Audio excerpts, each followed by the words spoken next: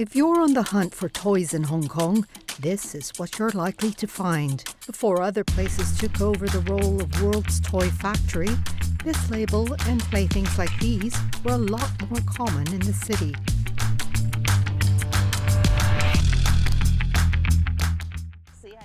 Toys that once looked like this are a rare find these days.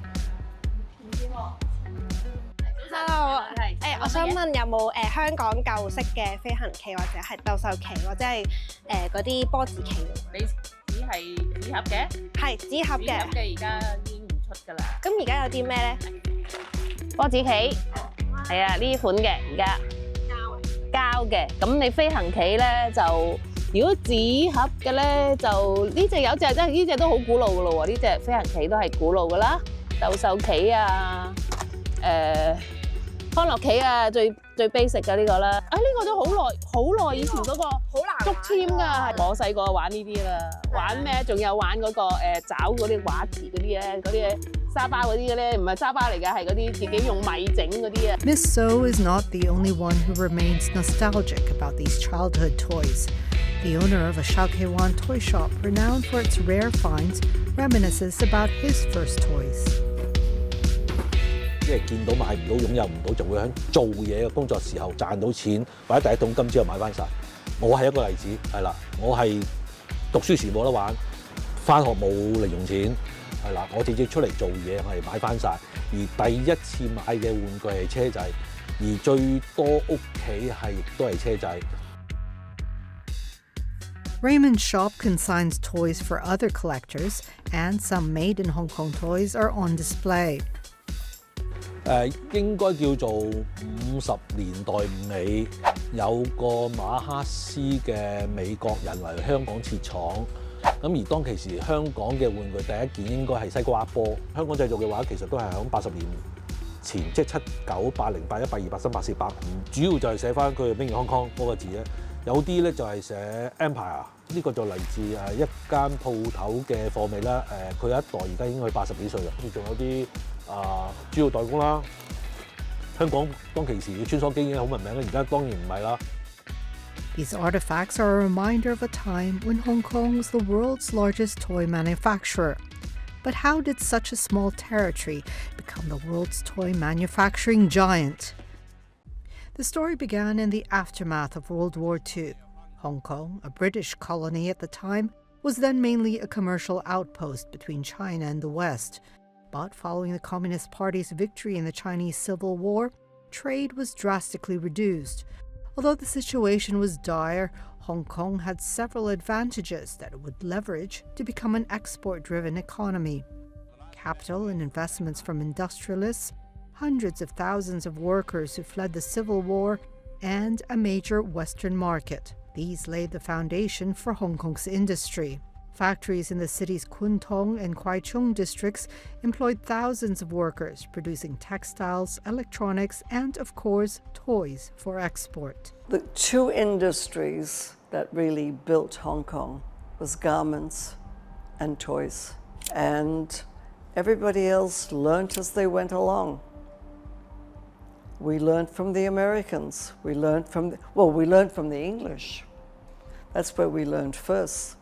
Western manufacturers, including Toy King Louis Marx or Mattel, established their first factories in Hong Kong.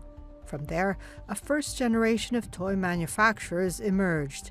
Gardner's father, for example, founded the Plastic Manufacturing Corporation and designed several innovative and iconic toys. We succeeded because we had our own product line, and he was creative. For that time, we were in the right place at the right time. The breakthrough came at the 1968 Nuremberg Toy Fair in Germany, the world's largest annual toy fair. If you wanted to sell, this was a great place to show your product. Nuremberg did not want Hong Kong. They would not allow us into the fairgrounds. If you had a vehicle with wheels, you can park it as long as you fed the meter. So there was a caravan, like a container truck, that they used for safari, TDC did, in Africa. And they took it to Nuremberg. We had 6 booths. Buyers took notice, and from there, made in Hong Kong toys achieved global renown as orders poured in from around the world. Their success in Nuremberg paved the way for other local manufacturers to enter the toy market. In that generation, we grab opportunity because we have to survive. We have to make a living. So whatever they can make a living, we grab it and ride on it. The driving force is that our desire, that generation's desire is to improve the living. Whenever there's an opportunity, we grab it and develop. But their quest was a difficult one. Factories operated 24/7, while employees were often asked to work overtime. Salaries were as low as 2.5 Hong Kong dollars to 6 Hong Kong dollars a day in the late 1950s. Wages were low. Compared to what it is today, it was ridiculously low. From what I remember, the injection department would do a 24-hour shift. And I didn't want to live in an apartment. I decided I can just live above the factory. We had a penthouse up there. And in a span of just a decade, Hong Kong transformed into a toy manufacturing giant, overtaking Germany as the world's second largest toy manufacturer in 1964. 8 years later, it would surpass Japan to become the world's leading toy producer.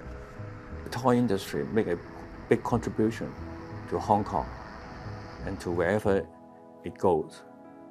In Hong Kong, I think we provide a lot of jobs, safety jobs, and we provide a lot of quality product, safe product, education product, and provide to the customers, and keep the children happy, educated, and safe. So bring them fun. So the toy industry help Hong Kong feed a lot of mouth. But as Hong Kong's toy industry reached its peak, it faced new challenges. As salary rates increased amid a manpower shortage, manufacturing became too expensive in Hong Kong. And just as the toy industry was in danger of losing everything it had built over the years, the winds of reform from Beijing would blow in another direction. After decades of limited trade with the West, China's paramount leader Deng Xiaoping kick-started reforms in 1978, gradually opening China to the world. Selected cities would be allowed to foster foreign investment and inject much-needed capital to develop the country's fledgling consumer economy. 係進行呢個經濟改革開放，咁其實相對嘅廉價勞動力啦，我哋有多啲嘅地方啦、土地成本啦減低啦，咁其實所以香港玩具商咧就都會希望係可以將佢哋嘅生產線北移嘅當時，咁生產規模咧當然可以起碼擴張5至到20倍不等啦。Hong Kong toy magnates would start moving operations north to neighboring Guangdong province. It was very good for the industry, for the Chinese, because most of the factories could go back to their villages and they had their relatives and then they knew how to operate, and labor was much cheaper. Everything was so much cheaper. We couldn't produce in Hong Kong anymore. Starting small, toy factories would soon grow into huge factories. We have start brand new in a sense. You have to tell everyone, every worker, what you want, how to do it. It's like training a brand new team. When we start, we come to this place where the commune secretary clean up a fish farm, build a so-called factory next to the fish pond, and the factory is in the shed, and the toilet is right above the fish farm. That's how it started. Today, it's one of several sprawling complexes that employs thousands of workers. 咁亦都據香港嘅呢個貿易發展局嘅資料咧，其實喺2010年咧，內地咧係差唔多有6000個香港玩具嘅生產商嘅。咁大部分都係一啲我哋嘅沿海嘅省市啦。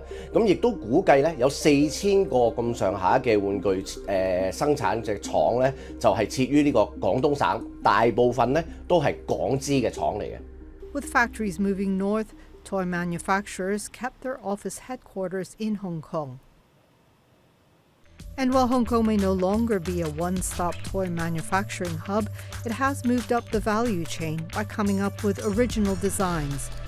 Today's must-have toy item, Labubu, was created by Hong Kong-born artist Ka-Sing Leung. Hong Kong brand Hot Toys Collectibles holds licenses for brands such as Marvel, DC Comics and Star Wars, and designs high-quality toy figures. 而家香港玩具業咧，去到一個叫做有個新嘅浪潮。而家有好多香港製造或者唔係香港製造，淨係香港設計同 market 咧，其實有好多咧係香港本土嘅公司。The toy industry has helped the city's economic growth and shaped Hong Kong as we know it today, bringing joy to countless toy lovers, young and old alike.